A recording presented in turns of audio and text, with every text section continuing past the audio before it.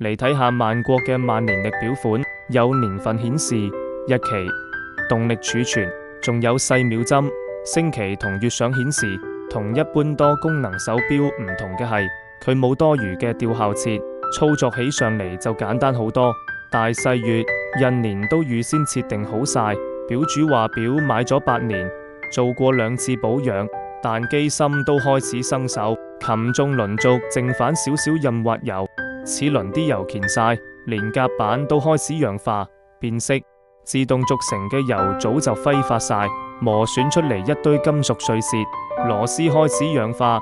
不過槽口都整整齊齊，睇得出冇人亂嚟過，就得擺夾板個位置有啲拎動過嘅痕跡，自動陀心成圈都生晒鏽，邊緣好似電鍍層彩咗咁，甩甩地嘅樣，秒輪啲油早就乾晒，小鋼輪個軸都係一滴油都冇，自動上鏈機構都一樣，乾到出煙咁，吊時間個手感超緊，順時針吊下就卡住屈唔到。另外小秒針上面個50字